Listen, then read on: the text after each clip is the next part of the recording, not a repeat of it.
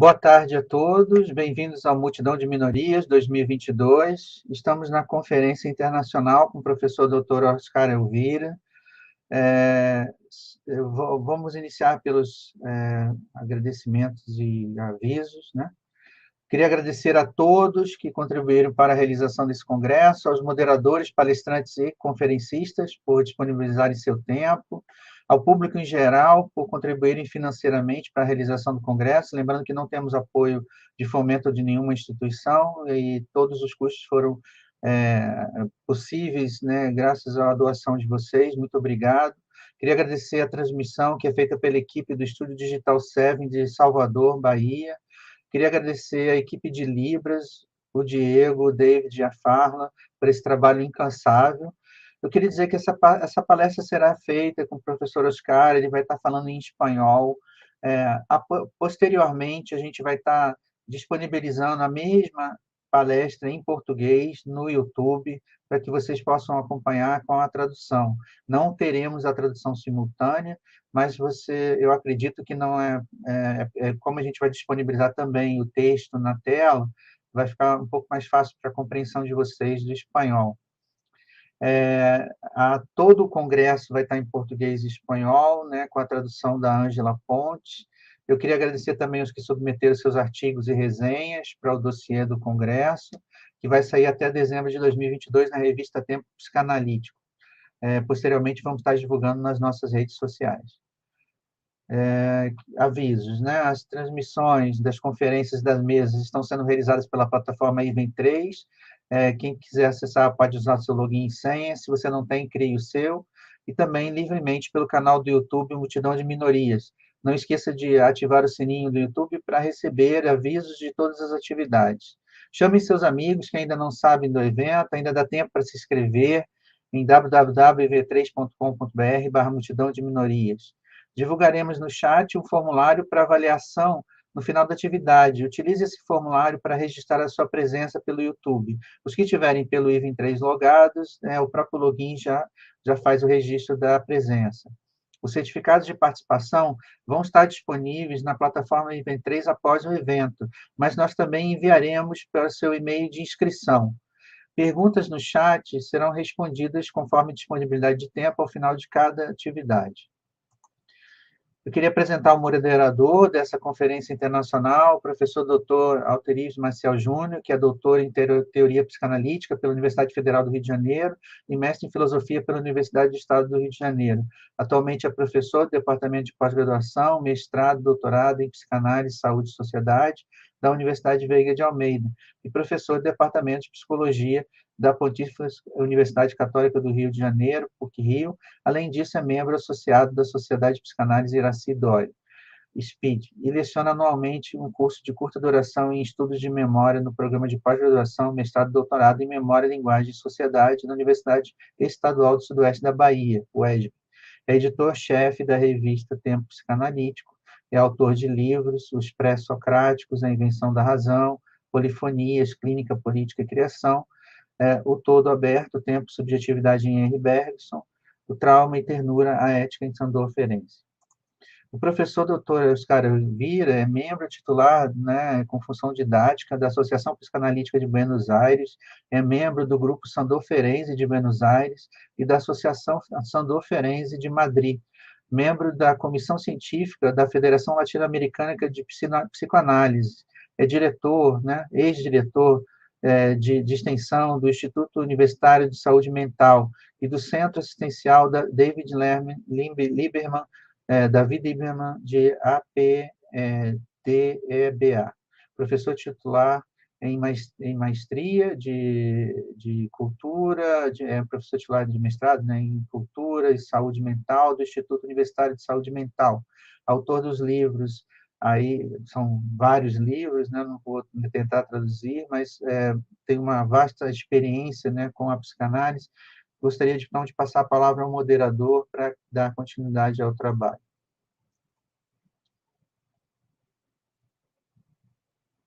Sem áudio, Alterísio.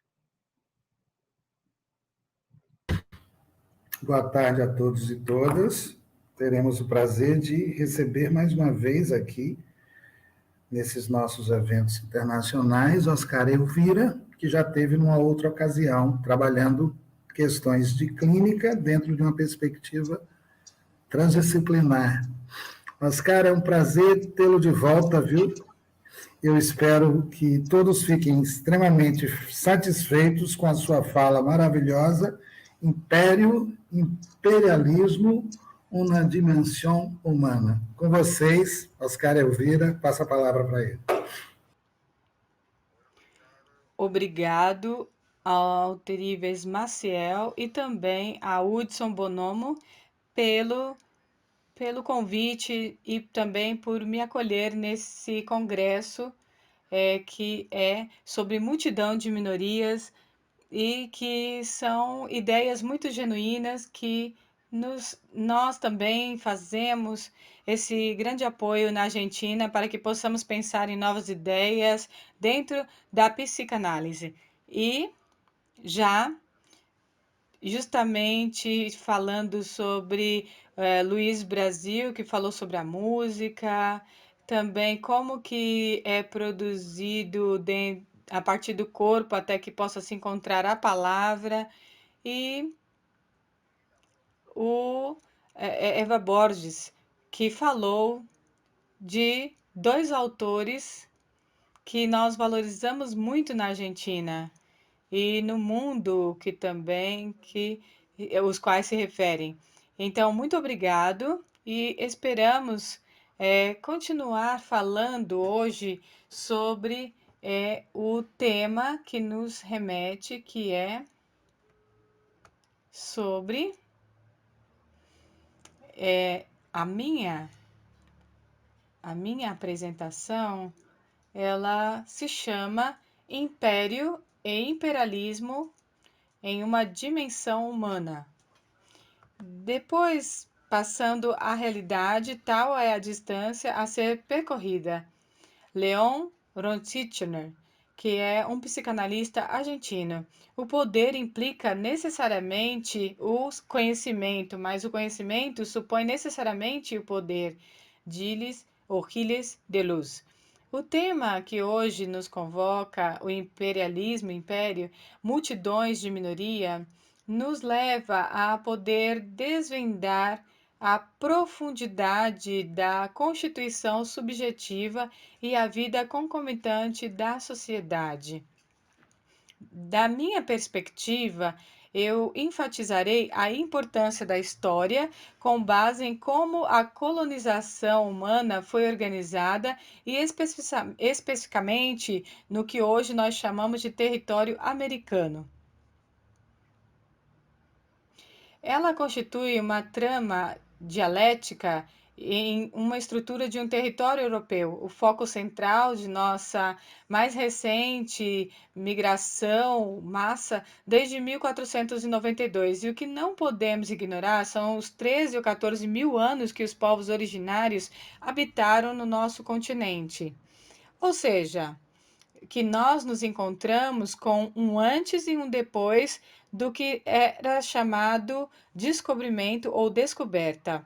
Eu proponho a que vocês pensem sobre esse tipo de limites ou alcances ou abrangências e consequências, tomando como base os estudos que vêm da psicanálise e também, paralelamente, a filosofia, a antropologia e a arqueologia.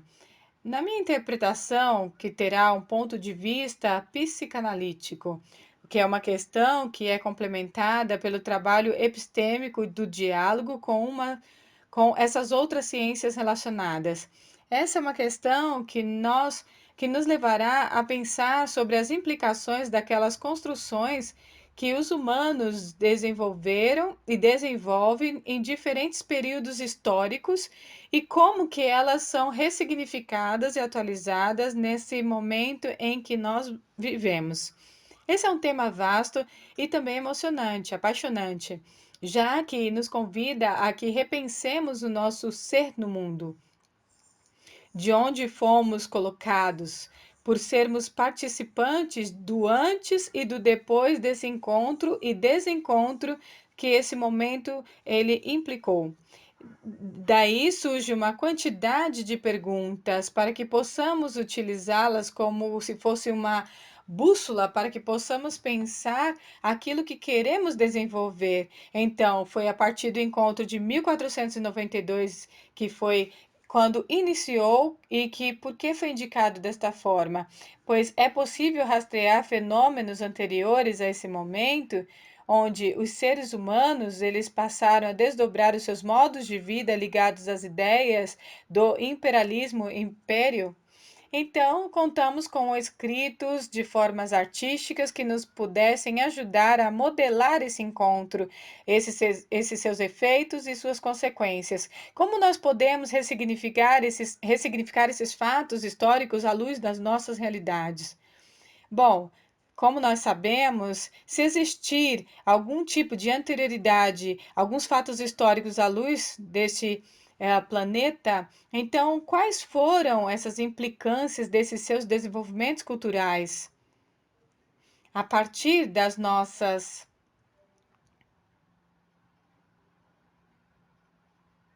A partir das nossas. Desculpem.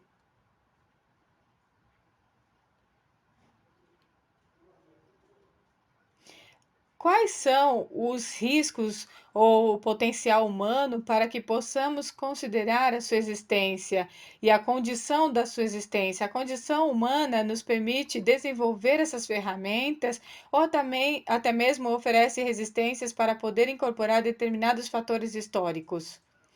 Para que possamos modelizar ou modernar esse tipo de fator, nós temos que tratar de duas experiências vividas no nosso continente americano a partir da chegada dos europeus há mais de 500 anos. O primeiro modelo que nós vamos definir ele seria o momento de descobrir a magnífica biografia da escritora peruana Rosa Arciniega, 1936. Ela trouxe uma leitura profunda da vida de Francisco Pizarro, que foi conquistador e representante do imperialismo e Império Espanhol da América, e especificamente nos territórios do Peru, Equador e também com o Chile e a Argentina. E esses espaços que estão ocupados até o momento pelo Império Inca, que foi, sobretudo, subjugado, explorado e saqueado por outro império europeu. Quanto ao segundo modelo, que é o desejo de desenvolver, teremos que voltar ao filme brasileiro chamado Macunaíma, de 1969, dirigido por Pedro de Andrade, que é baseado no romance de Mário de Andrade, a novela de 1928. Francisco Pizarro nasceu em Trujillo, Extremadura, dentro da Península Ibérica, entre 1471 e 1475. É reconhecida uma data, na verdade, a data é totalmente desconhecida. Esta ignorância é de suprema importância, já que ele era o filho natural de Gonçalo Pizarro, um oficial do exército castelhano, que em casa com sua empregada Francisca Gonçalves deveria concebê-lo. A sua mãe nesse momento tinha 18 anos nessa época e foi demitida da casa nobre dessa Extremadura. Ela teria que voltar à sua vida camponesa explorada e além disso teria que ser indicada como uma indigna por causa do seu status de mãe solteira. Rosa Arciniega traz uma pintura de um quadro de um profundo drama que vai demonstrar para sempre a vida de Francisco Pizarro, que menciona sua juventude triste e prematura, melhor, para este menino de Trujillo, filho da fatalidade, da desonra e da miséria, da falta de verdade, aquele dom único e antecipado da vida que é uma infância verdadeiramente inocente, brincalhona e despreocupada. Assim ela finaliza, e assim eu finalizo a citação. Com isso, Francisco Pizarro foi tomando foi tomando a consciência das suas vicissitudes de sua gestação. Muitas vezes ele passou por ser um pai biológico nas ruas de Trujillo que não conhecia. Esta marca na vida incipiente do futuro conquistador do Peru foi para marcá-lo traumaticamente, a partir da sua gestação até a sua morte. No início da sua adolescência, ele tinha escutado sobre os feitos de Colombo e aqueles que o seguiam. Então, naquela época, o monarca Dom Fernando, consciente da descoberta de novos territórios e da imperiosa necessidade de encher os seus cofres com ouro e prata, encorajou aqueles que viajariam para os novos territórios ultramarinos. Francisco Pizarro, que conta com mais de 30 anos de idade nesta época, teve uma vida infeliz. Foi encorajado como muitos conquistadores da Extremadura, como Hernán Cortés, e vai a 1509 embarcado em uma expedição para ser comandada por Alonso de Ojeda. E a partir de então, sua vida tomaria um novo rumo, e ele teria de se estabelecer no Panamá. Ali ele se uniu a Vasco Núñez de Balboa, que inaugurou a passagem para o Oceano Pacífico através das montanhas e das selvas da América Central.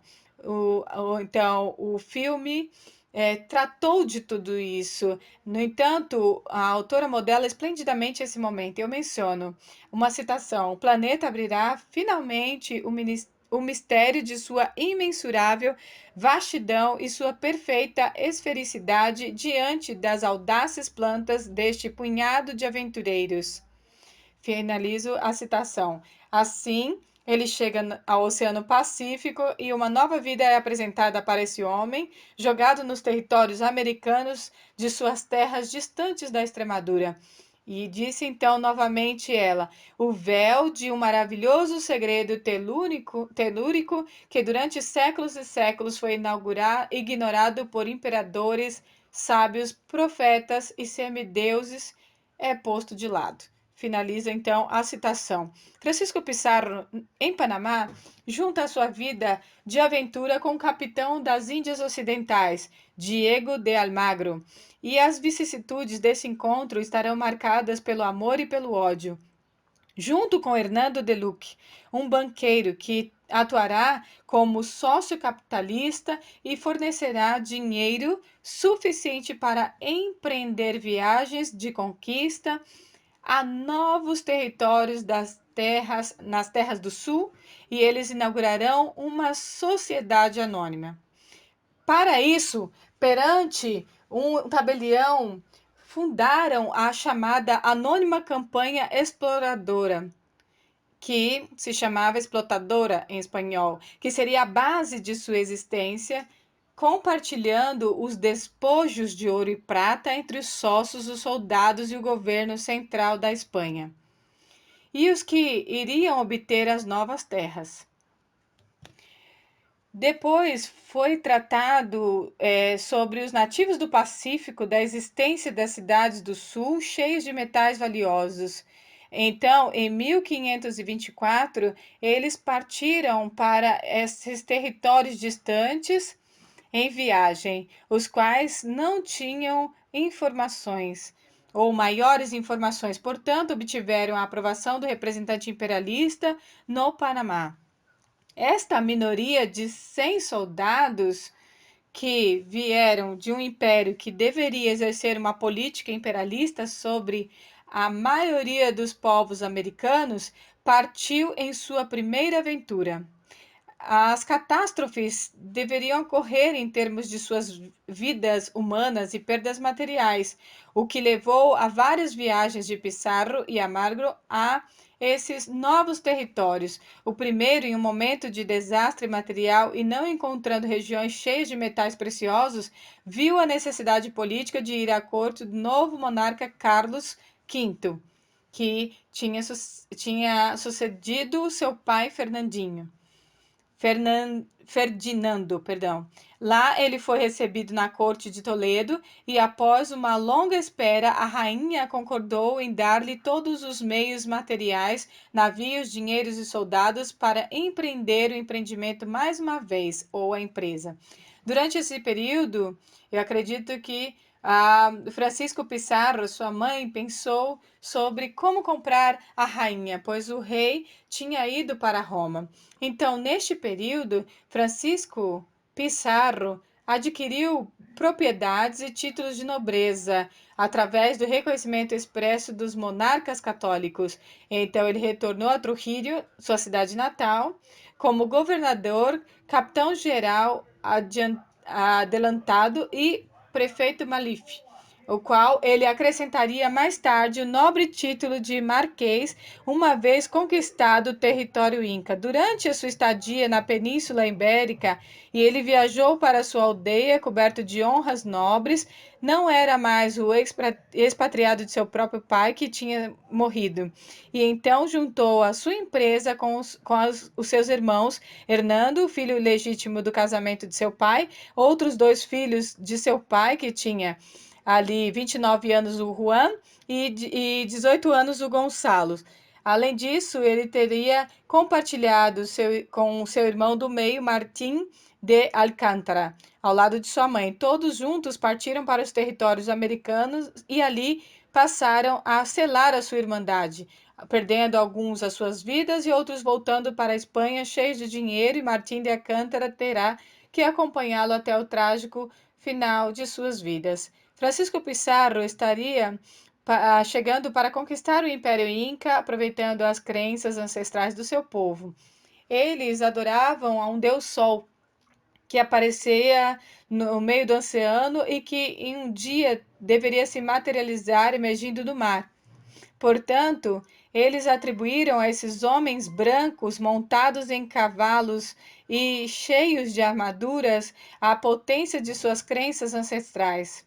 Os deuses tinham chegado com armas de fogo e espadas longas. Este mal-entendido teria ou seria o sinistro. Lá, em Cajamarca, ele iria conhecer o imperador Atahualpa, que ofereceu com as melhores honras e gentilezas, e também com a abundância e o amor, reconhecendo que Pizarro seria parte de sua comitiva, trazendo o desejo de obter metais preciosos e poder para exercer de forma diferente ao que seria do povo Inca. Além disso, além desse escopo, desse documento, é importante trazer os trágicos eventos que iriam ocorrer. Pizarro faz o imperador Atahualpa prisioneiro e tenta enganá-lo com truques falsos herdados e como produto de visão do mundo europeu, até que ele percebe que vão matá-lo e para salvar a sua vida e a vida do seu povo. Portanto, ele promete encher o recinto onde ele está preso com ouro e prata, juntamente com toda a sua corte. O imperialista Pizarro o faz assinar diante de um notário ou um escrivão que se aceitasse as condições prometidas do governador Inca. E eles selaram um pacto e em 2 semanas eles tiveram todos os metais preciosos ocupando o recinto. Então pensemos nas dificuldades materiais envolvidas nessas viagens, que tiveram que percorrer a pé sobre uma cordilheira, superando os acidentes geográficos envolvidos na viagem da capital de Cusco para Cajamarca. Os transportadores desses metais preciosos tinham que viajar através de vales, montanhas e selvas. Em 4 semanas, eles conseguiram completar as salas ou seus recintos cheios de ouro e prata. E o hipócrita Pizarro condenou ao imperador Atahualpa à morte por não ter cumprido o acordo em 2 semanas. Ele então é enforcado na praça pública de Cajamarca e o queima com o seu povo como testemunha. Então ele assinou porque ele matou selvaticamente o seu pai deste império, que foi uma repetição experiência do filho de Francisco Pizarro, mas agora em vingança e morte por sua figura paterna. Mais tarde, os descendentes de Atahualpa seriam nomeados como novos imperadores, como se fossem fantoches que se submeteriam aos acontecimentos e são mortos pelos conquistadores. Outro personagem central dessa história é Diego de Almagro, que é companheiro de viagem de Pizarro e ali acredita no superlativo da palavra de Pizarro, apesar de tê-lo traído várias vezes. Ele sofre o mesmo destino de Atahualpa e quando confronta Pizarro, já que esse último tinha roubado a documentação de Carlos V e ele o nomeou governador de Cusco para Chile, de Cusco a Chile, o que nunca lhe foi comunicado. Quando a vítima percebeu o que tinha acontecido, ele confrontou Pizarro e exigiu seus direitos. Declarou-se uma guerra civil entre os espanhóis. Diego de Almagro é acompanhado em sua revolta por milhares de combatentes do povo inca, sendo as minorias que agora seria a maioria. Depois de muitas batalhas e muitas mortes, ele perdeu a batalha e foi novamente levado à prisão. Então, ele permaneceu em uma prisão em Cusco e em 8 de julho de 1538 ele foi enforcado na sua cela. Antes de sua execução, ele tinha pedido para que não fosse enforcado em praça pública, de acordo com seu status de soldado e seus privilégios reconhecidos pelo rei da Espanha. Ele foi executado na sua cela. Uma vez morto, seu corpo foi levado para a praça pública. Ali, novamente o enforcaram e o decapitaram. Esse confronto entre dois governadores e conquistadores me traz a lembrar o que vários séculos aconteceram entre Júlio César e Pompeu, quando eles se enfrentaram pelo poder no Império Romano, já trazendo o desencadeamento de uma guerra civil. E aí nós temos o primeiro relato. Sim, ao tomar conhecimento dos fatos, César arengou seus soldados, eles depois passam a trazer os insultos que seus inimigos sempre lhes fizeram. Ele se queixa que Pompeu foi induzido e arrastado por eles por inveja e ressentimento de sua glória. E assim finaliza a citação. Este tipo de confronto entre os dois centuriões é espelhado e repetido ou refletido no confronto entre Francisco Pizarro e Diego Almagro em território americano. Francisco Pizarro, durante a sua estadia em território inca, fundou a cidade dos Reis, hoje a conhecida Lima, onde construiu palácios e casas em estilo europeu. Era a sede de todo o seu governo. Ele viveu em um concubinato com Inês Guaialas e com uma descendente dos seus imperadores incas, que teve depois dois filhos e mais tarde teve o terceiro filho, que seria Angelina, sua irmã. Ele estava repetindo o que acontecia com seu próprio pai e sua mãe. Sua trágica vida terminou em 26 de julho de 1541. Quando ele foi baleado pelos soldados de Diego Almagro, que vingaram a sua morte. Diego de Alcântara, seu irmão do meio, por parte de mãe, morreu junto com ele. Quanto ao segundo modelo, agora eu vou falar em relação ao Brasil, ao modelo do filme Macunaíma, de 1969, dirigido por Pedro de Andrade, baseado no romance de Mário de Andrade de 1928. Ali se mostra as vicissitudes de nascer negros. Hoje, em algum momento, falou sobre, e também nesse congresso, sobre esse tema de ser negro. Ele é feio, não aceito e é condenado pela sua origem traumática ao sofrimento, dado que é abandonado pela sua própria mãe por não cumprir os cânones europeus que medem a beleza e o ideal de ser humano perfeito, ou seja, ser branco, de olhos azuis, ter dinheiro e explorar aos trabalhadores. Macunaíma decide deixar sua terra, deixar sua comunidade e vai em sua própria odisseia para encontrar com sua ansiada felicidade em uma suposta terra prometida. No longo do caminho das grandes cidades do território brasileiro, ele se banha nas águas que emergem de um formigueiro e se torna loiro, apolônio e desejado por mulheres. Depois de vaguear por várias cidades e viver com a classe inferior, ele retorna ao seu ambiente cultural e físico na floresta. Assim, a negritude traz a comprovação que vivia feliz na sua própria condição de vida. E essa negritude lhe oferece uma identidade que contém sua genealogia ancestral e seu próprio ser no mundo. Assim, sua existência é adquirida e a sua coerência. Ambos os modelos simbolizam e dão conta do que estou aqui para desenvolver hoje sobre o império e imperialismo, maiorias de minorias, a partir de um ponto de vista fundamentalmente psicoanalítico, em diálogo com outras disciplinas como a arte, a literatura, a filosofia, a antropologia, entre outras áreas de conhecimento. Sobre uma questão da Terra e a sua evolução, Darwin nos ofereceu uma nova ferramenta para que compreendamos a vida no atual solo americano, quando ele transmitiu a sua ilusão.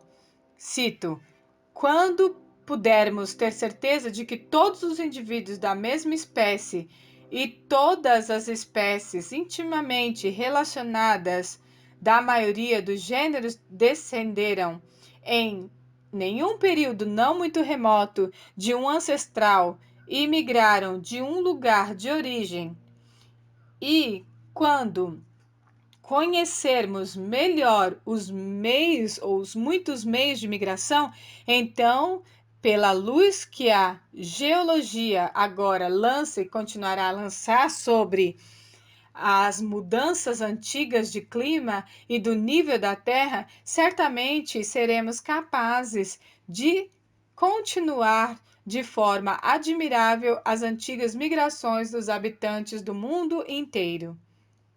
Sobre a pergunta dos nativos da América e dos recém-chegados, na noite anterior à Batalha de Little Bighorn, onde ele iria perder sua vida para o chefe Chicxulub e sua confederação, porque eles estavam defendendo a terra de seus antepassados, e teve lugar o seguinte diálogo entre Custer e Butler, um dos seus oficiais que era de origem inglesa e cuja vida ele queria salvar.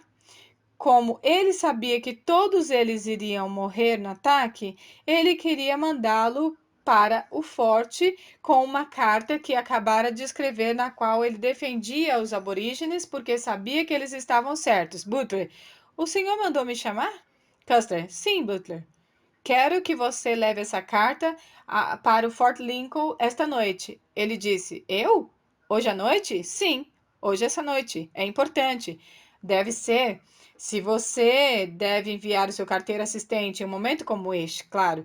Por que você quer que eu volte com ele?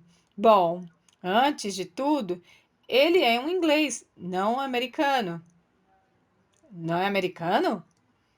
O que vocês querem dizer, Yankees? O que vocês pensam? Os únicos verdadeiros americanos estão do outro lado da colina com penas no cabelo.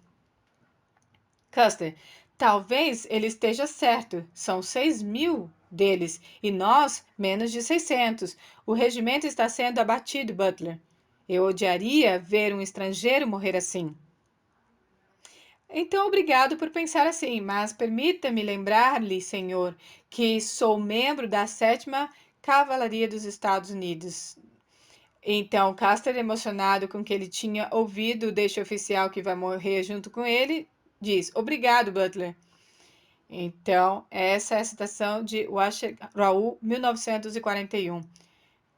Agora, vamos um pouco para alguns âmbitos teóricos e práticos. Esse profundo diálogo dá conta do que estamos tentando expressar como o sujeito humano avança sobre outros seres humanos, muitas vezes para defender seus próprios interesses mesquinhos, que não se baseiam no bem comum. Na história de toda a humanidade, o que se debate, o que Freud falou em 1920 sobre a dualidade entre a pulsão da vida e a pulsão da morte, e a primeira luta pela integração e a continuidade da existência, e a segunda pela destruição da vida dos outros e do próprio sujeito. É um aspecto que é em parte biológico e em parte mental. Se conseguirmos perceber isto, lutaremos contra estas produções tanáticas e procuraremos a integração com o diferente dentro de nós mesmos e no encontro com um semelhante, com a vida em geral, tanto na versão imaterial, rochas, rios, espécies de animais, etc., como também com o ecossistema em universal. No final, a morte, ela nos espera, mas podemos ter construído e lutado pelo encadeamento da vida no futuro. Além disso, Freud, em 1905, bem cedo, falou sobre o importante valor ao fator educacional, pois ele tinha apontado, inclusive eu ouvi aqui nesse congresso, sobre problemas que estavam ligados a esse tema, porque ele destacou que servia para levantar inibições nos sujeitos, para que pudessem ser plausíveis de consciências, movimentos pulsionais que tentassem contra si mesmos e contra a estrutura social. Gilles Deleuze, 2014, disse sobre a educação, e agora eu cito, o conhecimento é uma questão de arquivos, do visível de cada época. Então, conectando isso ao que Freud disse e também com o arquivo que tem a ver com a mente de cada sujeito humano e com o seu funcionamento social, onde os eventos epocais vividos são gravados no conhecimento individual e coletivo. Pensemos em Francisco Pissarro, que, por condição de classe, era analfabeto, mas tinha sido educado pelo poder reinante para se tornar um conquistador de uma perspectiva imperialista, para saquear o ouro e a prata dos povos originários da América. Nas palavras de Michel Foucault, em 2001, esta seria a sua autoconfiança. Seu pai biológico pertencia à alta burguesia e ao poder dentro do tecido do Reino da Espanha. O mesmo aconteceu com Macunaíma. Ele tinha sido educado para desejar o que vinha de outros valores culturais que não os do seu povo. As inibições psicopáticas de Pissarro foram para negar suas origens, enquanto que Macunaíma percebeu que ele estava traindo sua educação ancestral. Sigmund Freud, em 1927 e 1930, destaca que as tendências destrutivas, ou seja, antissociais e anticulturais, estão presentes em todos os seres humanos e que um grande número de pessoas possui força suficiente para determinar o seu comportamento na sociedade humana. E ali finaliza a citação. Este vínculo duplo em todos os assuntos humanos é um ponto de debate. Perceber e tomar consciência de que somos habitados por movimentos destrutivos e, por outro lado, que devemos escolher entre este ódio tântrico ou sublimá-lo, para que o amor e a vida possam florescer. Pissarro sucumbe à sua própria destrutividade e o seu drama original, agora ele o transporta para este novo continente. Aqui, ele assassinou simbolicamente seu pai, deslocado na pessoa de Atahualpa e toda a sua família. Pissarro tinha levado todos os seus irmãos a virem para o território americano, e aqui ele realizou sua vingança inconsciente da qual não podia escapar. Outra questão que teria acontecido quando a criança tivesse sido reconhecida por seu pai. ou seja, traz aí uma identificação com aquela autoridade inatacável, que agora se torna o superego e toma posse de toda a agressão que, como filho, se teria exercido contra ele. Para isso, Freud expressa que o sujeito humano, para viver em sociedade, deveria incorporar e coexistir com um sentimento ligado ao desconforto, inerente à vida humana, e, por amor aos seus semelhantes e a si mesmo, o compensaria para dominar a perturbação da convivência que vem do impulso humano de agressão e autoaniquilação. Sandor Ferenczi, em 1908, inspirado por Freud, tinha focado seu pensamento na importância da educação, porque ele pensava que uma educação deficiente não é apenas uma fonte de defeitos, mas também de doenças. Ele também concentra o seu conhecimento nos sentimentos ligados ao local de nascimento, que podem ser perigosos devido aos efeitos fanáticos que podem se desenvolver, pois o emblema do patriotismo esconde claramente interesses egoístas. E aí finaliza a citação. Sabemos os efeitos que as ideias fanáticas ligadas ao nazismo produziram na Europa e também no mundo. O nosso pensador deu uma importância suprema à vida de cada ser humano, desde sua vida uterina, aquática, sua passagem para a vida fora do útero materno, onde ele se voltou para viver em um mundo aeróbico. Este ser humano tem que trabalhar intensamente com o princípio de prazer e o princípio da realidade.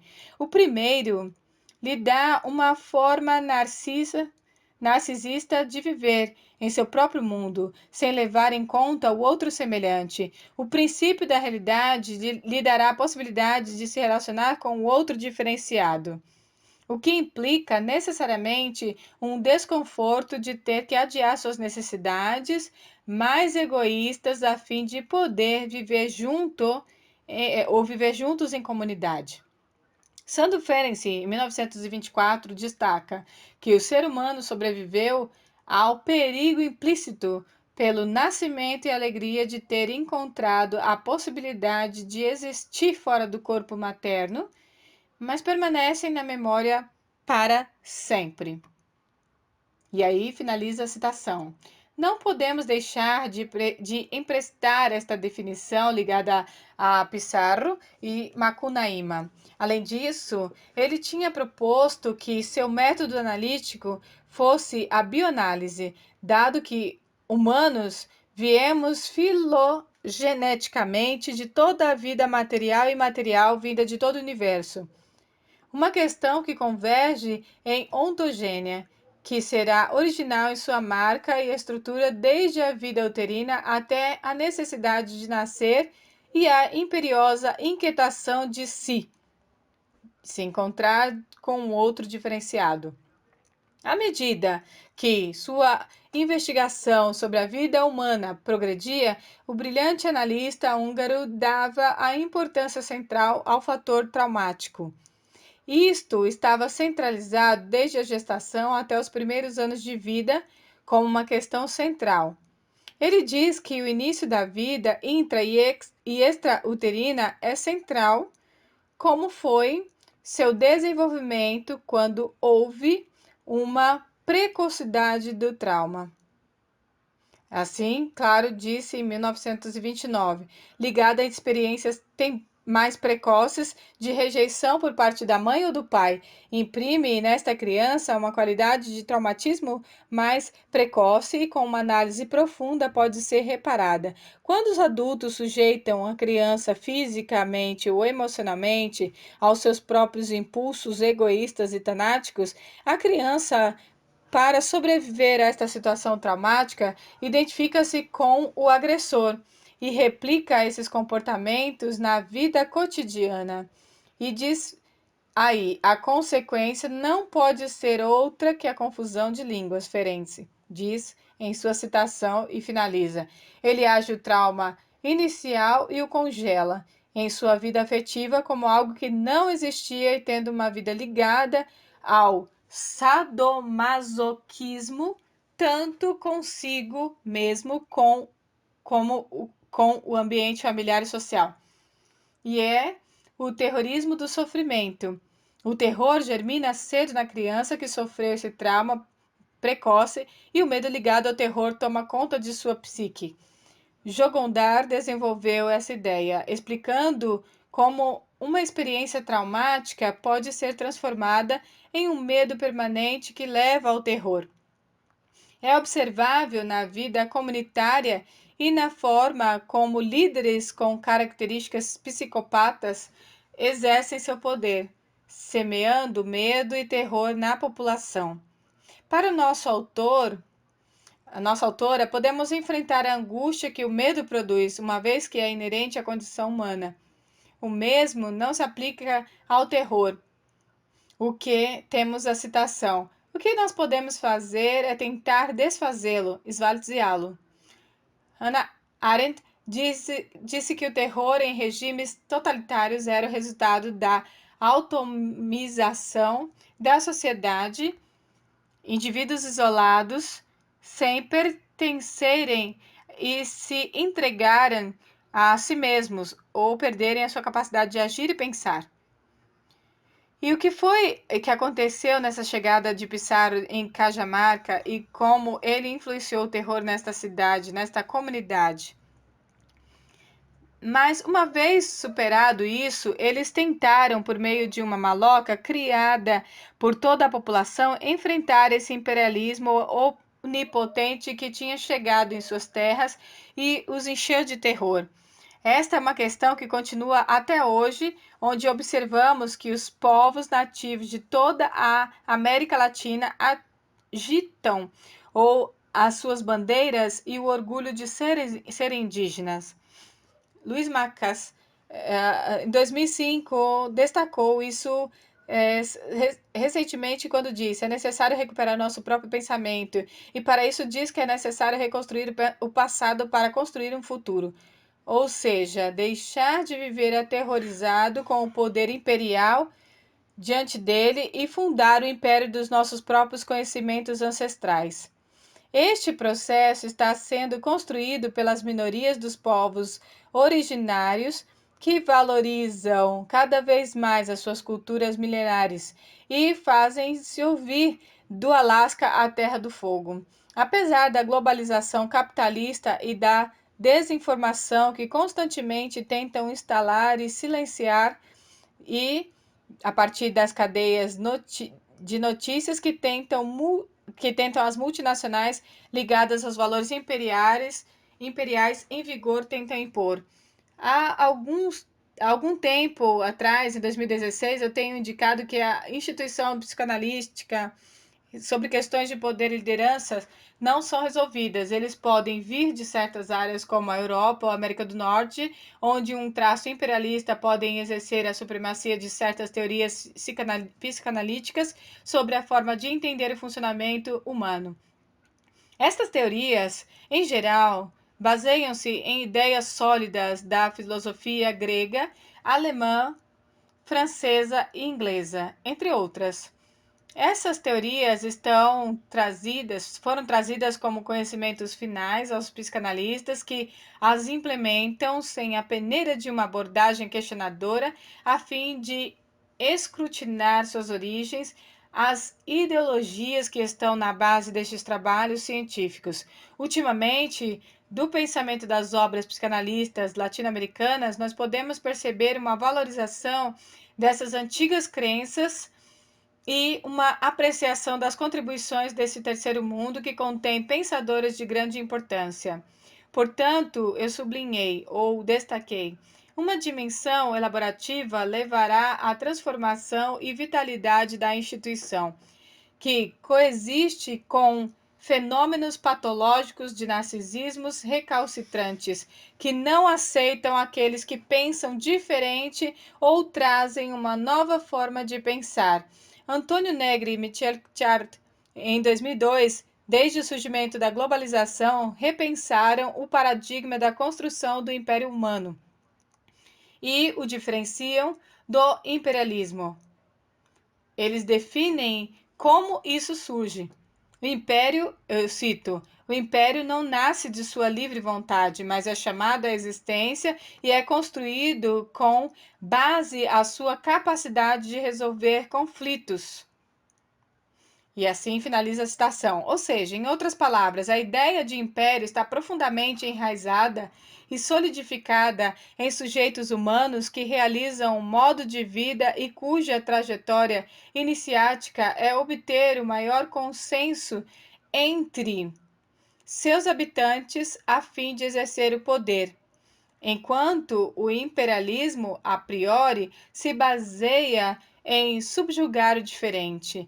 Ela oprime os povos e os modos de vida culturais para poder exercer a subjugação por meio do poder das armas e do capital para comprar seus seguidores.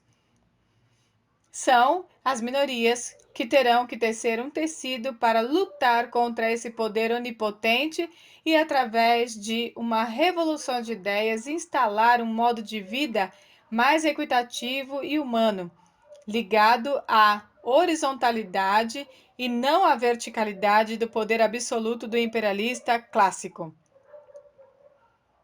Este encontro me levou a poder enunciar no título desse trabalho como os sujeitos humanos constroem dentro de cada um de nós um império que é alimentado desde cedo pelas sensações que podem então se tornar pensamentos, tanto individuais quanto coletivos. Construímos ligações inter e transsubjetivas. Além disso, temos potencialmente a possibilidade de incorporar novos pensamentos que coexistem no mundo cultural que habitamos. Portanto, para isso, precisamos ser corajosos e soberanos para nos encorajar e a dialogar com aquelas questões que chegam a questionar nossos próprios conhecimentos adquiridos, que podem se tornar repetições automáticas de premissas que nos foram transmitidas.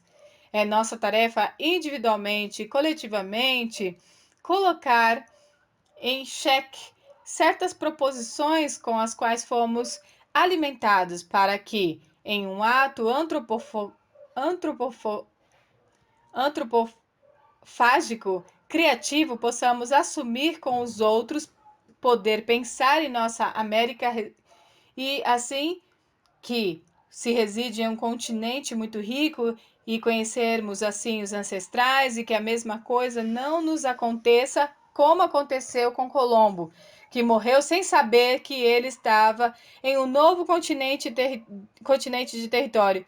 Nós, pensadores americanos, em constante conjunção, Bion, devemos alimentar a utopia baseada numa ética de seres atores de um imperialismo de conhecimento que valorizam todos os nossos alimentos recebidos, sobretudo da Europa. Valorizemos também uma nova forma de pensar e pensar o ser histórico, onde há o instituto que somamos à instituição de nosso profundo conhecimento americano, à luz dos desenvolvimentos científicos alcançados neste tempo que estamos vivendo.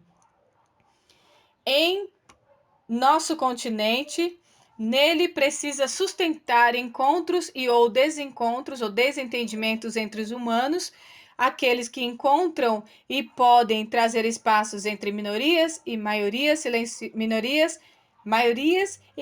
silenciosas, aqueles que, quando tomam posse de seus conhecimentos e poderes potenciais, surgem revoluções e tornam isso em um evento, porque aquilo que foi silenciado se torna um rugido e surgem novas formas de vida em sociedade. Muito obrigado e muito obrigado.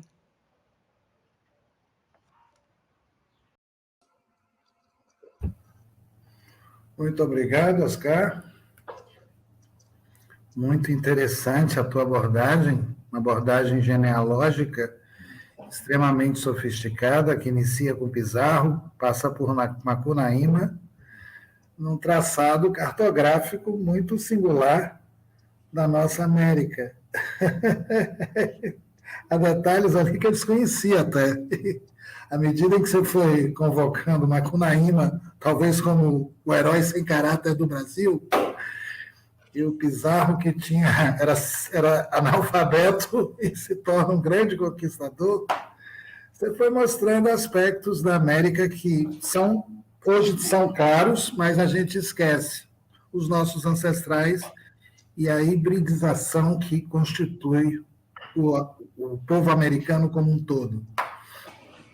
O traçado foi extremamente interessante porque ele foi feito a partir de relatos históricos e maneiras como certos personagens brasileiros foram consagrados pelo cinema do Joaquim Pedro de Andrade, que repete lá a invenção do Mário de Andrade.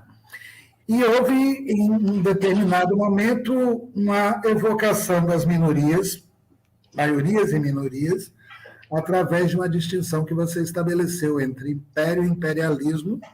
Creio eu que essa distinção você utiliza a partir de uma coisa que faz você citar Negri e Michael Hardit num determinado momento, porque o Negri e o Michael Hardit também estabelecem essa diferença entre império e imperialismo, e abriu para a gente estabelecer um debate extremamente rico.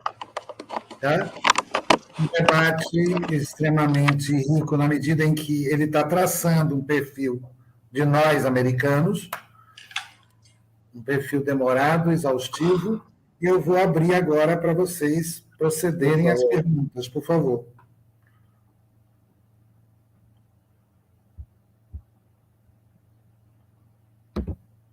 Tem alguma pergunta aí? Estoy quedando sin así, no te pongas, ahí está. Pero lo que no tengo es la computadora. Bueno, Auteribes, esperamos perguntas. Isso, eu estou aqui tentando olhar no chat privado os comentários para ver se tem alguma pergunta.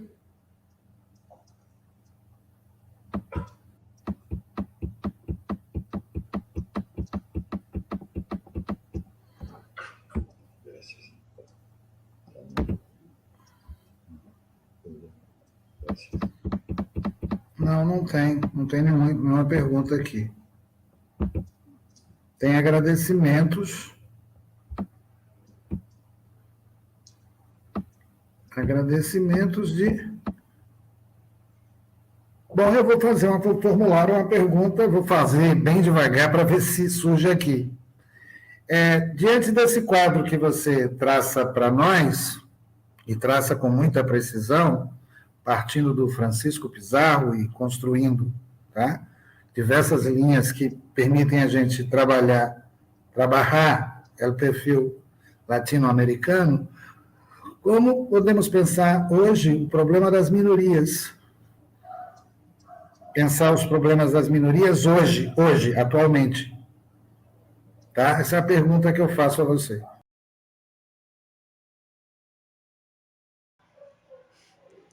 Bom, por um lado, eu penso que há uma repetição constante da humanidade, onde as minorias elas permanecem em silêncio, talvez por medo, talvez por terror, mas enquanto eles te deixam governar, aí você tem certos governos que podem ser autoritários, um pouco do que está acontecendo na América Latina ou até mesmo no meio global. E as minorias, elas continuam trabalhando, lutando para serem escutadas ou para se fazerem escutadas, porque o capitalismo é aquilo que aparentemente nós estamos muito interligados nesses momentos e que também estamos muitas vezes incomunicáveis. Porque as minorias que elas aparecem dentro de outros organismos criados pelo sistema da globalização e que começa a ser escutada e começa a aparecer a sua voz, eles começam a ver a sua voz. Então, muitas vezes você tem um terreno neutro ou neutral, como você tem as minorias dos povos indígenas, como o caso do Equador, que elas passaram a ser escutadas, mas como as maiorias, que são minorias, passaram a ser escutadas, se fizeram escutadas. Mas agora, o que foi feito, ou que se resultou isso? Na Colômbia, o governo acaba de chegar ao governo um presidente junto com uma mulher negra. Talvez essas maiorias que estavam governadas por minorias agora se fizeram escutar. O medo que para mim sempre existe é a repetição dos humanos e nos humanos, onde você pode envolver as minorias que detêm o poder econômico e das armas, para fazer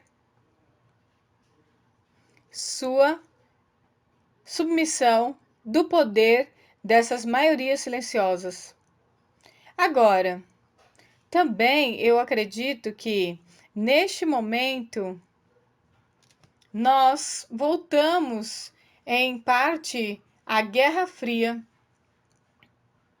onde estamos diante do perigo de uma guerra nuclear, onde todos os humanos desapareceriam.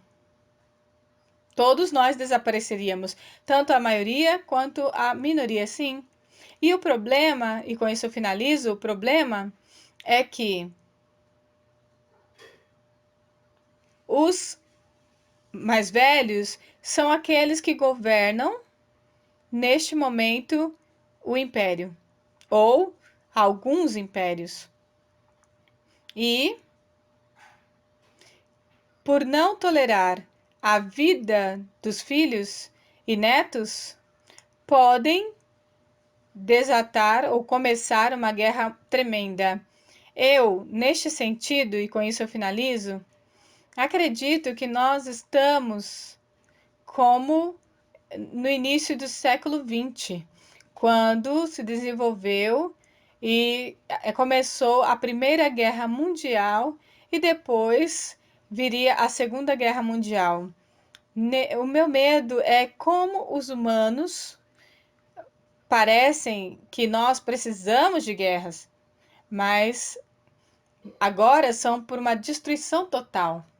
E eu espero que a forma de vida seja muito melhor. Sim. Realista, mas a proposta, pelo menos assim eu entendo, do Sandor Ferenczi, quando retira o menor desacreditado do desmentido para devolver a ele uma potência, é uma aposta na vida.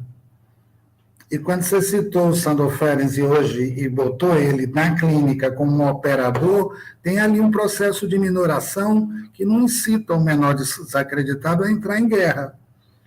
Me parece que essa é a tarefa do psicanalista, apostar na força de Eros, na composição e na possibilidade desse menor desacreditado sair do descrédito no qual ele caiu quando foi desmentido.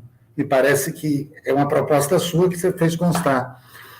Por outro lado, você citou o Império, que é um livro que eu li também, é terrível, Império, a nova ordem mundial, é terrível, eu li na época em que ele foi lançado, ele estava propondo um tipo de governo transnacional, que extrapolava as fronteiras do Estado-nação, assim o Negri e o Michael Harnett constroem o Império, e alguns anos depois eles lançaram Multidão, essa multidão de minorias que a gente está tentando trabalhar dentro de uma perspectiva clínica e dentro de uma perspectiva também política, por que não, né? Se a radiografia que a gente faz do ser humano hoje, a partir da genealogia que você construiu, é de um ser voltado para a guerra, para confrontos belicosos, etc., talvez a gente tenha que fazer as intervenções clínicas e políticas aí, para evitar isso. Essa seria... E essa seria, inclusive, o que vocês propõem, segundo eu entendo, nesse congresso, né? Sobre as maiorias, e que muitas vezes são silenciosas, e elas façam escutar as suas vozes, as suas vidas, as minorias que governam. E muito obrigado pela sua intervenção e pela sua... Porque Ferenc amava a criança, amava o bebê. Tanto o bebê biológico, que tinha 2 ou 3 ou 4 anos, e a criança, né, que está... que aquela criança que ele analisou, mas também é o bebê e a criança que temos nos adultos. E nós temos que destacar isso, olhar isso, os intelectuais, os que desenvolvem ideias e que terminam e culminam desde baixo. Ou seja, Délia Borges falava sobre os elementos alfa e beta, e os elementos betas, como nós sabemos, não permitem pensar. Acreditam na morte, enquanto que os elementos alfa, quando transformam os elementos beta, transformam também em pensamento, como dizia maravilhosamente Luiz Brasil como músico, quando ele canta com sua filha enquanto que ele vai subindo o morro. Ele vai cantando com o cavalo e a vida. Então, ele vai dizendo sobre muita luz, sobre uma intervenção do que seria Ferenc. E no sentido de que ele amava a vida, amava a criança que há em nós. E que às vezes, na Argentina, houve um analista que trabalhou sobre esse tema, que trabalhou sobre o que seriam os velhos, aqueles que faziam a guerra, para poder matar as crianças. Então, está em nós a força para lutar, como nesse congresso, para poder difundir a vida diante de tanta complexidade que esse momento requer. É que, deixa eu explicar uma coisa assim, talvez a gente esteja falando a mesma coisa com palavras diferentes.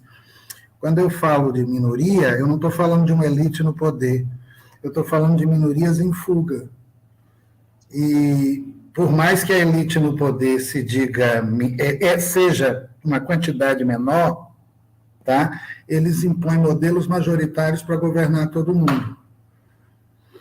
Então, aqui nós estamos falando do menor desacreditado mesmo, nós estamos falando dos artistas que estão inventando coisas, linhas de fuga, nós estamos falando desses que estão se insurgindo contra o sistema para criar espaços de liberdade e trabalhar dentro dessa perspectiva uma ética e uma política. Talvez tenha havido aqui uma discussão nominal, porque agora eu entendi como você estava manejando os conceitos.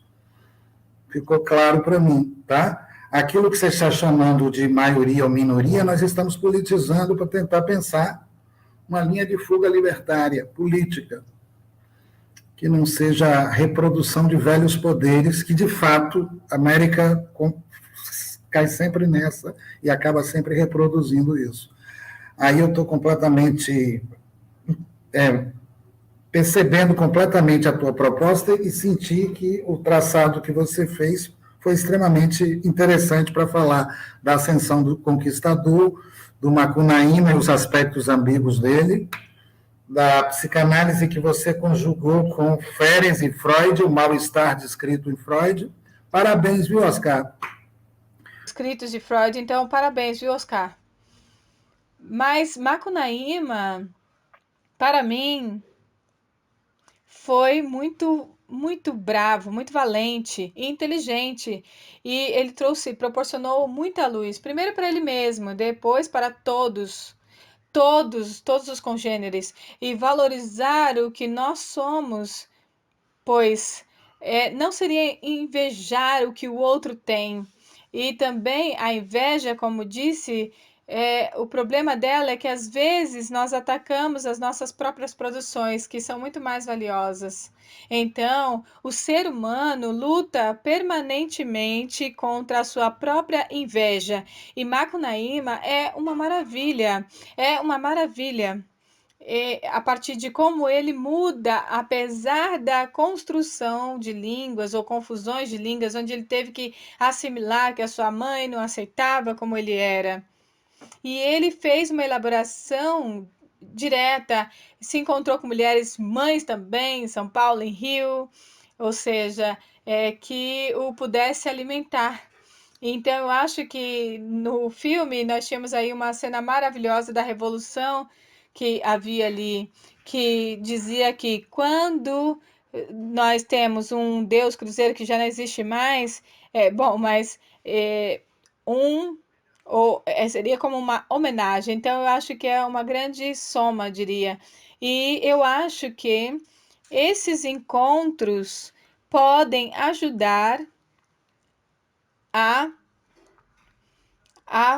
que possamos ser escutados, para que essas minorias, como você diz, que governam, possam ver o poder do dinheiro, o poder dos meios, e que nós nos alimentemos dos nossos saberes e conhecimentos, os possamos valorizar e possamos continuar sendo escutados como minorias também. Temos aqui um comentário da Silva Vida, que ela diz: sempre é interessante refletir sobre as condutas da cultura, sobre o outro e as minorias e o seu tipo de envolvimento com seus povos originários, etc. Parabéns, Oscar. Obrigada por nos proporcionar um debate tão interessante. Para você. Sim, então vem da genealogia da família do norte da Patagônia, onde Silvia, minha irmã, mãe de músicos e dançarina, trabalha com o povo Mapuche. E há um encontro cada vez maior entre línguas e entre culturas. É maravilhoso o que está acontecendo na Patagônia, apesar da grande violência que temos aí também. O mesmo que nós vimos aqui em Brasília com o grande movimento, onde dançavam, cantavam as canções ancestrais e a luta pela terra que eles querem que tenha em sua visibilidade. É uma luta permanente do ser humano, é um tema permanente do ser humano, e o que mais nos preocupa é a destruição da biodiversidade. Nos preocupa muito, e nós temos que aprender muito dos povos originários, que cada vez que você tira ou toma dali, retira uma planta, um ramo, ou uma parte dessa planta, desse ramo, para fazer um uso de medicina, você tem que pedir perdão à planta e à Pachamama, que é a Mãe Terra. E então ali nós temos que aprender muito dos povos originários também. Vocês têm pensadores muito importantes e também músicos muito importantes que desenvolvem um saber, um conhecimento ancestral. Isso aí. Muito obrigado, então, viu? Parabéns. Mais uma vez. Estamos encerrando, estamos no limite já da mesa, porque vamos ter um outro evento daqui a pouco. E, mais uma vez, eu agradeço a tua participação, esperando contar com eventos futuros. Muito obrigado aí. Muito obrigado, Auterives, Hudson y todos ustedes. Viva América, viva la humanidad, viva la vida. Obrigado.